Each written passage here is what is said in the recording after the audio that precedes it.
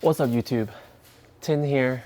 I wanted to talk about my journey, my buying experience of this Type R, and the tools I used, how I was able to get the price that I paid for, what I paid for, and how you can do the same as well. So let's get started. First, let's talk about the price. As many of you may know, the Type R MSRP's at $42,895. I still have the original sticker here. For me, in this case, I bought the Boost Blue, so that demands an extra $395 from Honda. With destination and handling, it comes out to be $44,385. I wish that was what I paid for it. I bought this car from Spitzer Honda in Euclid, Ohio, and here is my buyer's order. My sales price came out to be $48,845, so that's about a $4,500 markup. Now, how did I get to this price? How did I get this car? I am a member on the Civic XI forum. There is a member on there named A-Spec R. He works at a Honda dealership somewhere in Florida, I believe. And he posts the allocations of all the new Type R that are coming to the United States. Aside from him, I use the Steven Matchett's. If I say your name right, Steven's tracker. I believe he made one for the FK8 as well, and I also used DNG's community tracker. So Steven's tracker, I believe he pulls the API from Honda inventories itself, and then it just shows the map of the United States with which dealer has which car. DNG's site is crowdfunded. Basically means either you or I can go on the site, call the dealer. It will show you if the car is in transit to that dealer, if it's at their location.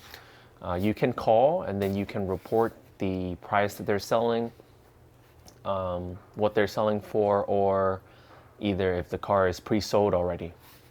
So how did I get my car? I started back in September, seriously calling dealers.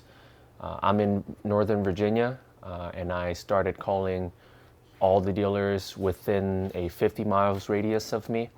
That means Virginia and Maryland. And basically they all started out asking at least $10,000 over.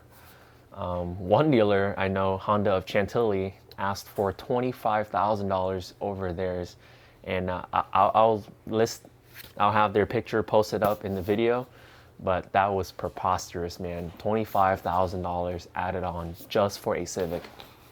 And as many of you may have experienced, when you go into the dealership, most of the salesmen would be like, yeah, man, this Civic is limited edition, is rare, we only get one of these a year. And they try to justify their markups.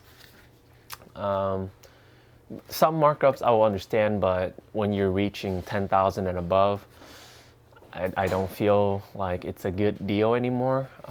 Especially at 25,000, that would put this car at like $70,000. At that price point, you can get a CT4V Blackwing, you can get a manual Supra, and you get a used 911. There's a lot of bargains to be had at $70,000. I don't think that would be a fair price for this car at all. So keeping up with that, most of them didn't want to negotiate with me on their 10K or their 25K. I did find one dealer, Owing Mills Honda in Maryland. Initially, they started out at $12,000, but they texted me, hey, we're willing to negotiate if you come in person. So I showed up at their dealership. We negotiated for about an hour, 2 hours. and I got them to come down from 12,000 over to 6,000 over, plus the carbon fiber wing. I was okay with that deal at the time. They ran my credit. They came back with, hey, we'll do 6% interest through Honda financing for 60 months. And I knew with my credit and debt to income ratio, I would have had a better offer. In fact, Navy Federal, my credit union, was able to give me 4.5% financing for 60 months. So I put down my deposit or down payment back, like right then. Just waited for the car to come. However, from the time that I put the deposit down, I found a house that I really liked, and I had to pursue that first. Now, if you don't know, you can't really buy a house with a high debt to income ratio. So in my case, if I were to finance the car, it would have put me in a higher risk of being denied for financing for the house. So with that in mind, I passed up my allocation to another forum member in Civic Xi. If you're watching this video, I hope you're enjoying your car, man. So I passed on that. After I purchased my house, I jumped back on the search. Seriously, just calling all the dealers in basically the country. I called at least like 10 to 15 dealers a day just to ask what their pricing were. I used a Spec R's list, like whenever he posts a list, hey, this dealer is getting allocation in this state, I would hop on that. And I was only interested in the Boost Blue or Championship White colors. So whenever that list gets released, I'm on the phone ASAP, just call them. I'll just be like, hey, my name is Tin. I'm really interested in the Type R you have coming in. Can you tell me your price? A lot of the time they will be like, yeah, man, it's MSRP plus, however much their markup was, which a lot of them were 10K plus. Some of them will say, yeah, it's MSRP, but you got to buy, protection packages, nitrogen air for 2K. And that was not it for me. There was one dealer in Montana who were willing to do MSRP plus like $13,000 worth of warranties. And I said, nah, there's no way. Now, in hindsight, maybe most, if not all of those warranties were cancelable after 30 days. I don't know. I forgot to ask them for that detail, so that was my bad. Probably could have saved me a few $1,000s off of this car if I had asked. But yeah, I mean, just call the whole nation, be nice, courteous. There's nothing you gain from being, toxic to the salesman.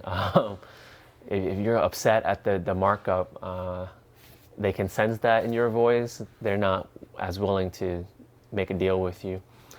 Now, most of them will be interested in making a deal when you come in person to show that you're, an actual person, like legitimately interested in buying the car. They're more willing to give you a deal that way. So I would highly suggest you do that. Just show up in person if you can.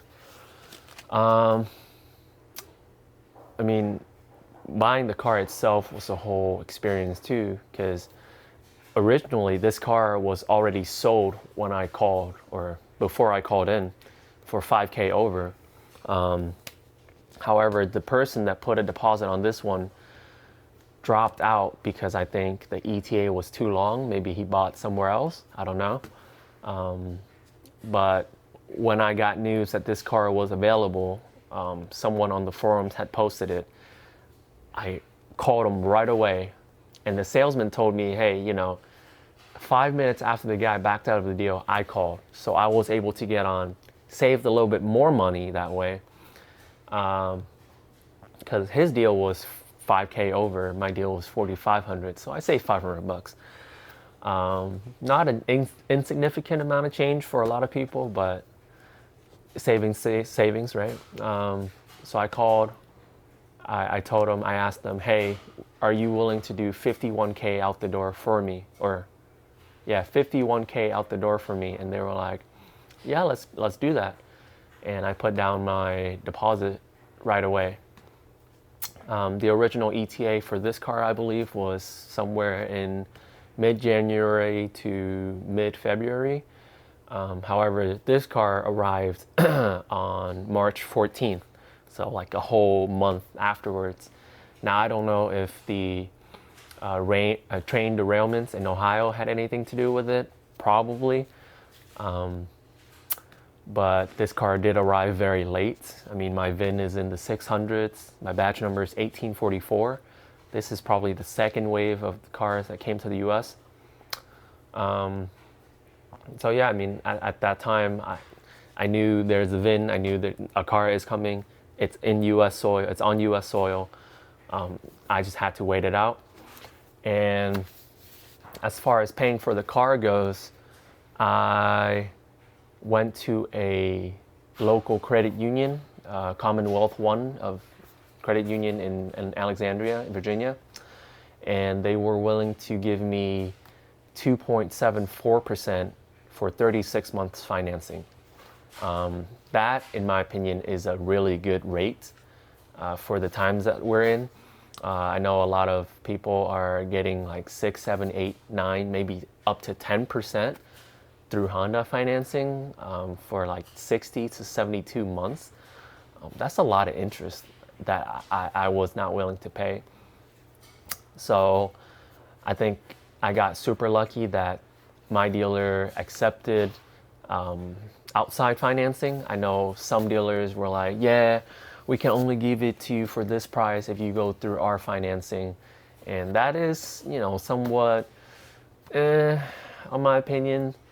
But if you pay cash, if you want to pay cash and you want a better deal, if they're willing to give you a better deal, if you go through their financing, I would take that financing deal and then just pay it off cash, like, you know, the next month.